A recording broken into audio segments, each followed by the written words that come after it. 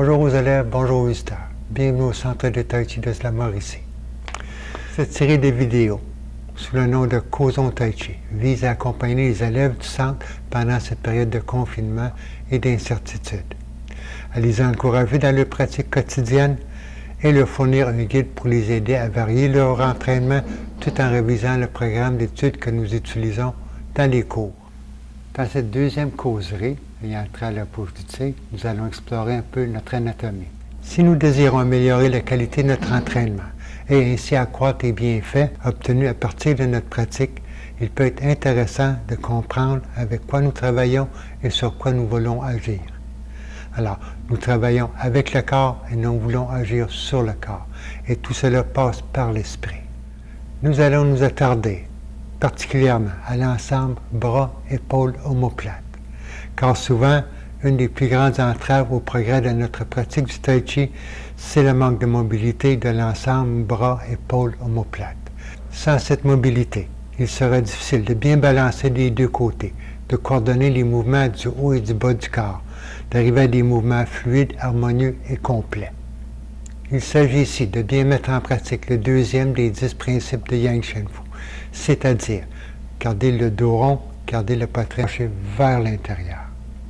En premier, nous allons regarder notre structure osseuse, le squelette et ce qui relie les os les uns aux autres, ce qui fait que cette structure se tient, les ligaments.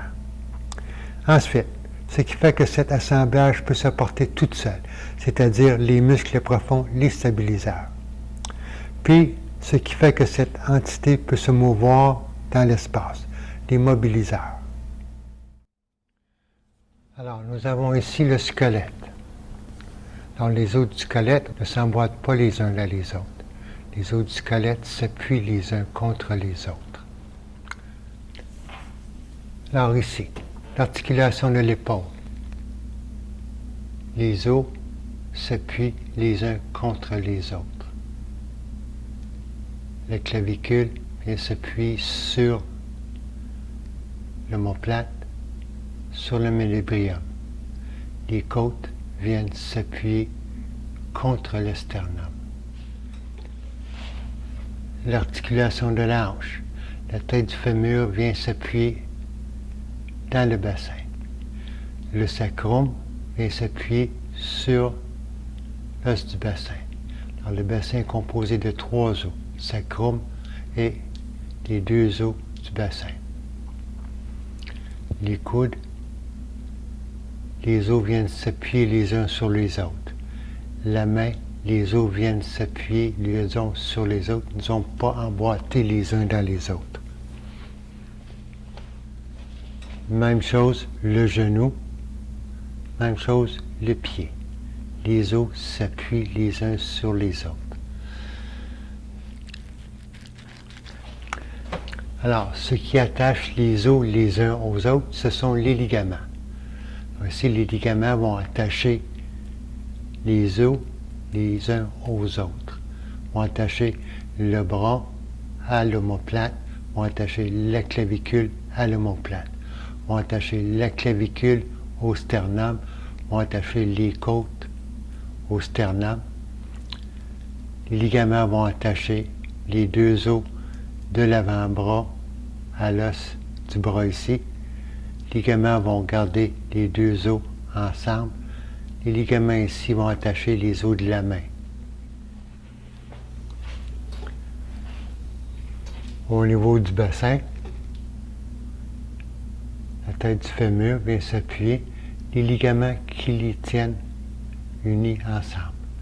Ici, les ligaments qui vont unir le sacrum au bassin, qui vont relier tout ça à la colonne vertébrale et qui vont tenir la colonne vertébrale, les morceaux les uns contre les autres.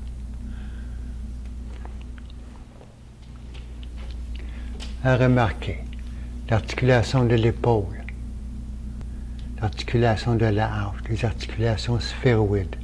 Là, c'est une boule qui rentre dans un socket. L'articulation du coude, comme une penture. L'articulation du genou, comme une penture. Il y a une correspondance entre l'épaule, la hanche, le coude, le genou.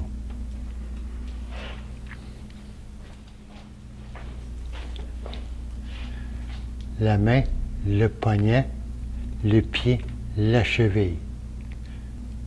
C'est un assemblage d'os assez complexe. Vont nous permettre d'agir sur le monde, vont nous permettre de se déplacer. En correspondance, le poignet, la cheville. Dans notre pratique, lorsqu'on fait référence, coordonner les mouvements du haut du corps, les mouvements du bas du corps, coordonner les mouvements de l'épaule, la hanche, le coude, le genou, le poignet, la cheville.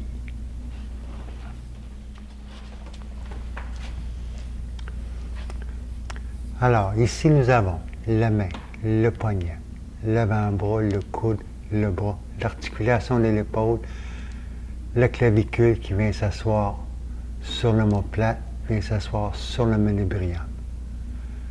L'articulation de l'épaule, l'omoplate, la clavicule qui vient s'asseoir sur l'omoplate. Le seul endroit où cet ensemble est connecté directement à la structure osseuse du corps, c'est ici au niveau de manubrium, la clavicule qui vient s'asseoir. Tout le restant de la structure est libre de mouvement.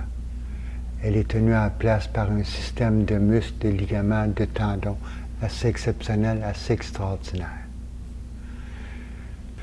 Le haut du corps, le bras, l'omoplate, nous permet d'agir sur le monde.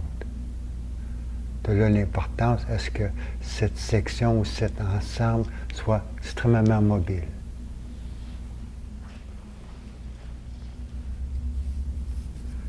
Le bas du corps.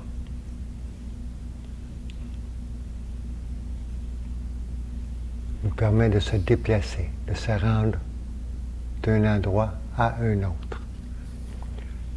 La taille relie les deux, fait le lien entre le haut et le bas, permet de coordonner les mouvements du haut du corps, les mouvements du bas du corps.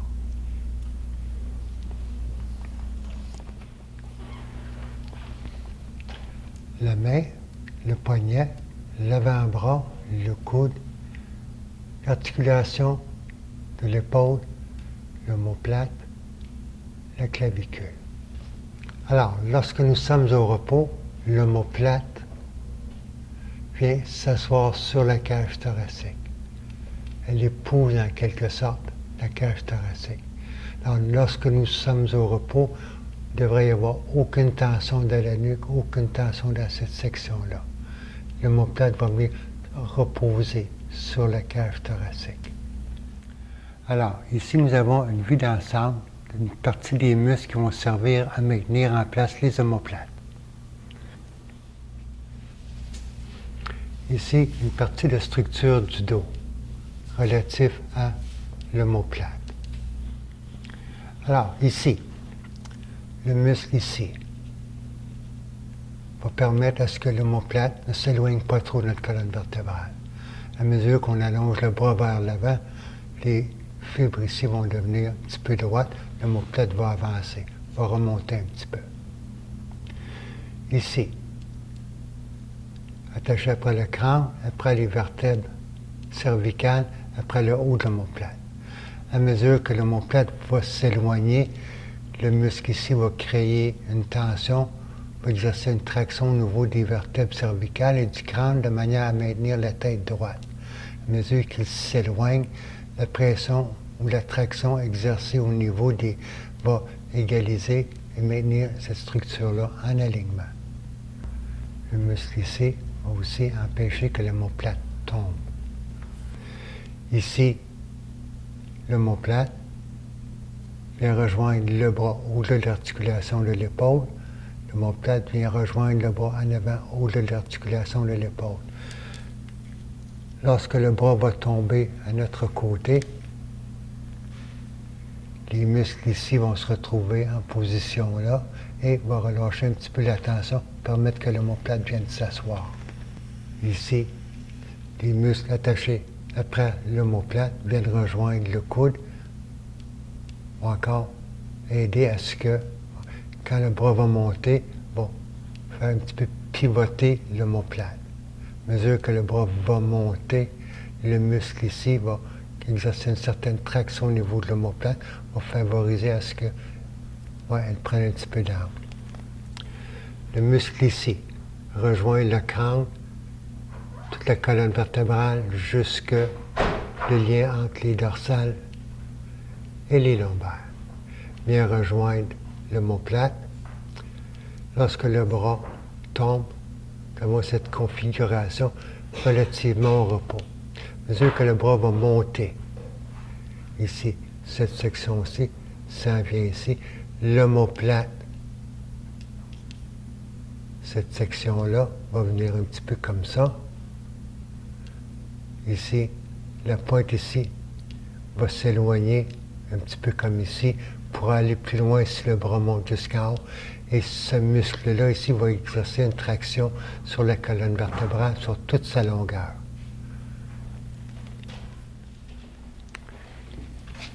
Ici, le devant. Le muscle ici, attaché par les côtes, et rejoindre l'omoplate juste derrière l'articulation. Ce muscle-là va aider à empêcher que l'omoplate aille trop loin en arrière. Ici, la clavicule, assise sur l'omoplate, vient rejoindre le manubrium.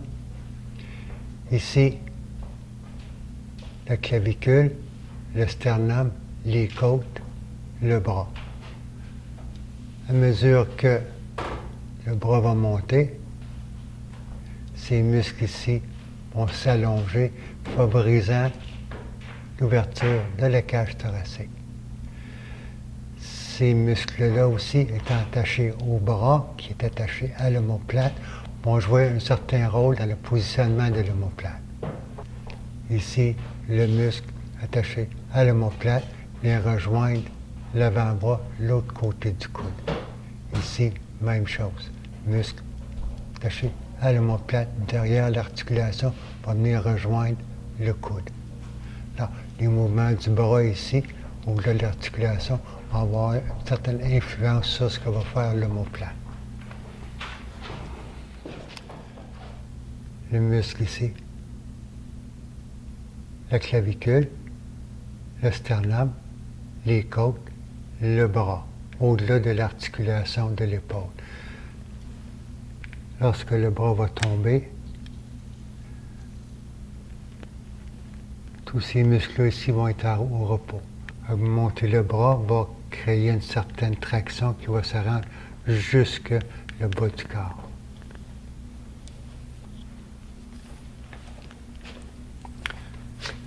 Alors, lorsque le bras monte, on va créer une traction au niveau de la colonne vertébrale, au niveau du bassin, transférer vers les muscles ici du fessier, va descendre et jusqu'au genou. Alors, cela va former un système continu qui fait que on monte le bras, l'omoplate va monter un petit peu, tout ça sous traction va venir rejoindre le genou. Alors, les deux systèmes combinés vont faire que monter le bras en avant va venir rejoindre par le dos, monter le bras sur le devant du corps va venir rejoindre l'intérieur de la jambe ici. Idéalement, ces deux systèmes-là vont s'équilibrer, vont être balancés. Même chose ici. Système ici va venir balancer tout ça. Tout ça va agir ensemble de manière à ce que nos mouvements soient bien coordonnés, bien harmonisés. L'élément quasi miraculeux qui unit les unes aux autres et qui sépare les unes des autres toutes les composantes du corps.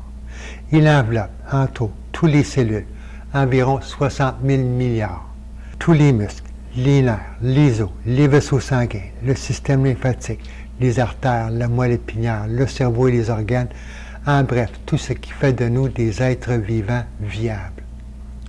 C'est ce qui est souvent appelé le milieu extracellulaire, c'est-à-dire tout ce qui se trouve à l'extérieur des cellules. C'est un domaine très vaste. On le dit extracellulaire, mais dans les faits, il est aussi en lien avec l'intérieur de chaque cellule. Les filaments du cytosquelette de chaque cellule, une structure interne qui maintient la forme de cellule, sont fixés aux autres cellules, mais également au collagène du fascia, créant ainsi un lien direct entre la cellule et les tissus conjonctifs. Tout cela n'est pas nécessairement facile à visualiser. Alors, pour nous aider dans cette ultime étape, je vous propose une rencontre avec d'éminents spécialistes d'une grande variété de disciplines réunis dans un documentaire dont le titre est « Fascinante fascia, les alliés secrets de notre organisme ». Ce documentaire dure 52 minutes. À 1 minute et 33 du documentaire, on y retrouve Thomas W. Myers, l'auteur du livre Anatomy Trains, dans lequel on retrouve les images que j'ai appelées les bonhommes verts et que nous avons vues il y a quelques minutes. C'est un pionnier dans la recherche sur les fascias. Je vous propose aussi un document écrit qui couvre très bien le sujet sans devenir trop compliqué. Vous trouverez les liens ci-bas.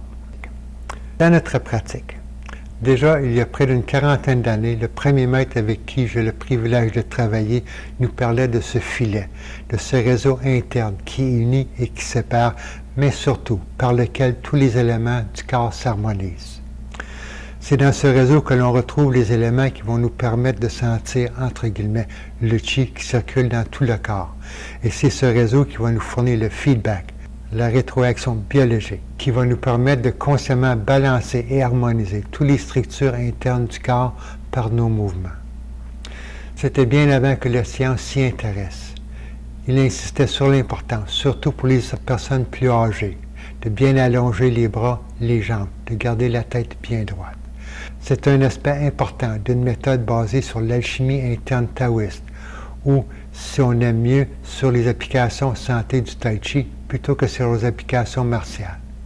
L'idée de reprendre contact avec l'harmonie intrinsèque du corps et créer des conditions pour que cette harmonie puisse s'exprimer librement en tout temps. Ici, faire attention de ne pas mettre en contradiction les deux méthodes. Gardez à l'esprit que les deux sont nécessaires pour que notre art soit complet. Si on est plus jeune, le corps est déjà ouvert, souple, agile. On est près de notre corps d'enfant. Et même si nous ne faisons pas de combat, les applications martiales, on dit aussi souvent les applications de la forme, vont nous aider à saisir et comprendre les mouvements. Si nous sommes plus âgés, pour exécuter correctement les mouvements et saisir correctement les applications, il nous faut se défaire des tensions inutiles qui souvent se cristallisent avec l'âge. Retrouver souplesse, l'agilité, la spontanéité, retrouver, dans la mesure du possible, notre corps d'enfant. Dans nos cours, sans faire le combat, nous explorons quand même les applications martiales, le lien entre l'interne et l'externe, et en cas d'urgence, certaines de ces choses très simples peuvent servir.